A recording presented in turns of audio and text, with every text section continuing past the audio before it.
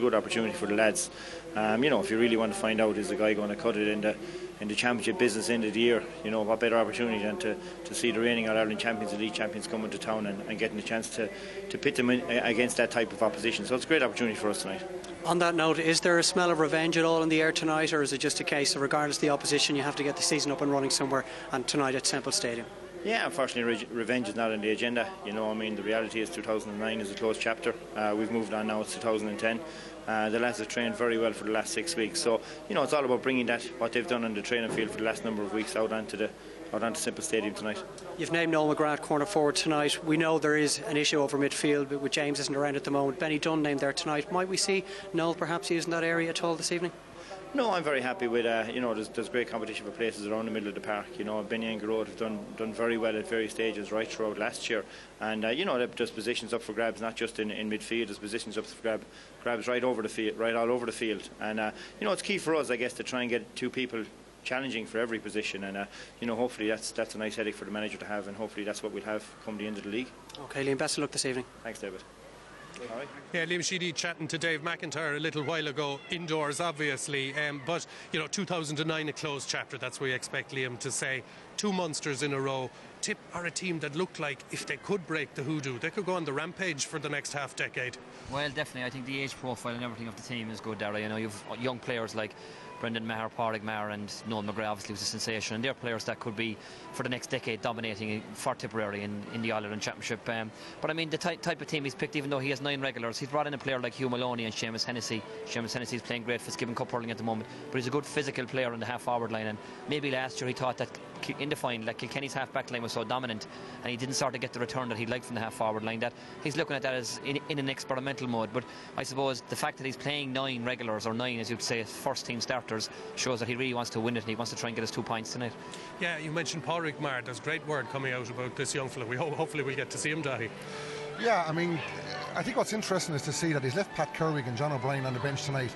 It's been well noted over the last couple of years that the Tip half-forward line have struggled slightly under puckouts and winning hard balls. So he's gone with Maloney there and he's gone with Hennessy there tonight. The need to strengthen it up. He hasn't started Lark Corbett. He's reverted back to Michael Webster, 6'5", on the edge of the parallelogram as well. He needs to start showing something at this stage. But I think the critical aspect from Tip's point of view is the appointment of Owen Kelly as captain. I think it's a really astute move.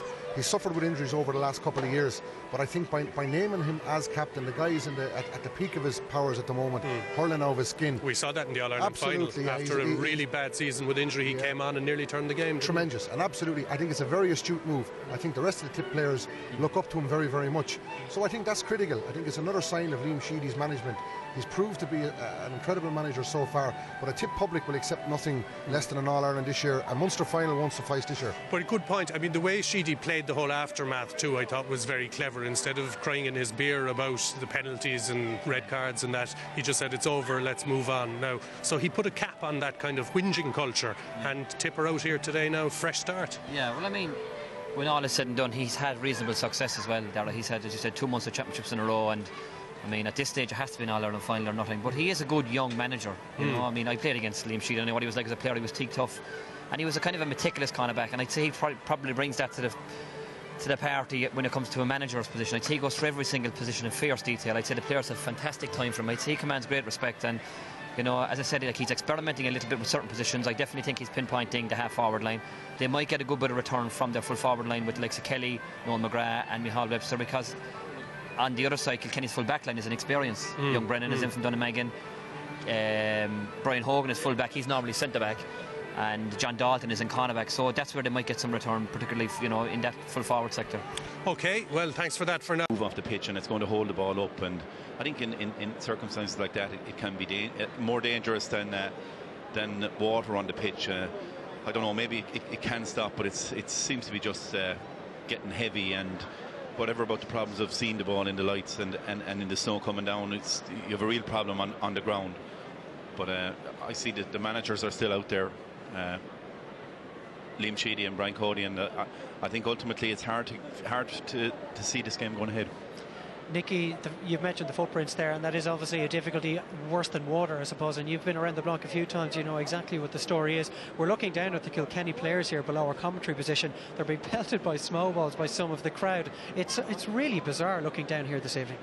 Yeah, I've never seen anything like it. Say, like the Kilkenny, all the players are tugged out there, just waiting around, and I think most people are expecting that it won't go ahead, and just waiting 15 minutes. Hopefully it stops. From the players' point of view, as things stand at the moment, Nicky, if you were back down now, would you want this game to go ahead? You'd really have been looking forward to the game, because both teams have picked the strongest teams they have, and I think, as Dahi said earlier on, there's an edge to Tipperary and Kilkenny. These are the two best teams in the country. Tipperary want to actually get one over in Kilkenny. They lost 3 times to them last year, so it is a very, very big game, and there's an anxiety about the players, and now here you are at 5 minutes before throwing and possibly no chance of playing. You can see the two managers, Brian Cody and Liam Sheedy, out there at the moment looking around and possibly wondering if this game will get played tonight. At the moment we're not quite sure. We'll find out in 10 minutes or so. But Nicky, if this game does go ahead, we know they played each other 3 times last year. All the victories went to Kilkenny, so in that itself, is this game more important for Tipperary? Yeah, I think this is a really big game for Tipperary. They came a long ways last year, ultimately came up short just to one team, to Kilkenny in the league final and to Kilkenny ultimately in the All-Ireland final. But I think this is a year, a really important year for them, and this is the one they would have wanted to be starting here with a win at home in Thurles. Okay, the thoughts of Nick English in a dry commentary position, back down to Dara where it's not quite so comfortable. Don't feel too sorry for me, Dave. Thanks for that, and thanks to Nicky. Yeah, I mean, the thing is, there's no blame game here. There is no plan to be put in place for unprecedented circumstances like that. That's not the point. We're just really wondering whether or not we'll get hurling. If the snow stops, I guess, in 7 or 8 minutes now, we might have. I'd say if you were a bookmaker now, you'd be given fairly juicy odds. In terms of the more familiar faces, where are you training and conditioning-wise? I suppose we have very little done, really, you know, just I suppose about 3 or 4 weeks work behind us at this stage. But I mean, that's the situation probably for Tipperary as well, you know, and it's early days, so it's very, very hard to predict how the game will go. But it's, you know, it's a great opener to the league, and it's also under lights, so it's kind of a new dimension to it. So, you know, we're looking forward to it. It isn't something that your players will be used to playing under the lights, and we look out there, there's a little bit of snow as well. Can you envisage many issues this evening? It's interesting our age, you know, just a bit of everything there. No, once the game starts, it's all systems go, like, you know, it's as ever, you know, the game is on and the competitive instinct breaks out in both teams, and it'll be interesting to see how it evolves. Yourselves and Tip becoming very familiar with each other at this stage. Played 3 times last year. 2 of those, there was just a puck of the ball between you. Do you see this Tip team have the potential to really improve once again this year? I think Tipper are an outstanding team already, without a shadow of a doubt, you know, and obviously they will be looking. I mean, every team wants to improve. You're never happy with where you are. You want to keep pushing on if at all possible. Of course, they'll want to improve, but I mean, improvement for Tipperary means they're going to be absolutely very, very difficult to beat. Kilkenny have always shown the utmost respect for the league, as the evidence is 5 league titles in 10 years. Is it a case again this year that you're in it to win it? Oh, certainly, you know, I mean, we take tonight's game. Both teams want to win tonight's game, you know, and I suppose from the league point of view, the losers tonight are under pressure exactly because it's just the top 2 teams in the final like last year. So, you know, we treat the league with respect, absolutely, and we would love to win the league again. Brian, you're entering your 12th year managing this Kilkenny team. Obviously a few faces have come and gone over the years. Starting a new season, do you still get the same pre-season buzz of excitement that you always did? Yeah, very definitely. You know, it's a great time. You know, it's the first big game of the year now, and certainly we're all looking forward to it very, very much. Okay, Brian, thanks for your time. Best of luck tonight. Thanks very much. Dave McIntyre with Brian Cody a little earlier, and I know that Brian Cody's been in charge heading into his 12th season, but I could say pretty certainly that not even Brian Cody has ever been in charge of a team that have played hurling under floodlights in these conditions. As we're hearing now, there's just for a second.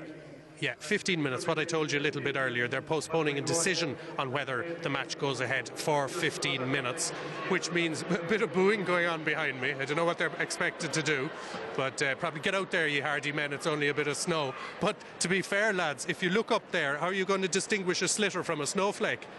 Yeah, I mean, you've got to be logical about decisions like this. Player welfare is paramount, first and foremost. I mean, it would be incredulous to think that they'll go ahead if this continues in the vein that it is, bearing in mind that there's 15 guys on both sides going out, and their welfare is paramount. But aside from that, I mean, we were just making a point. I mean, the goalkeeper's putting the ball out 70 yards down the park. You just won't be in a position to see what's coming down here, catching snowballs or what the hell is going on.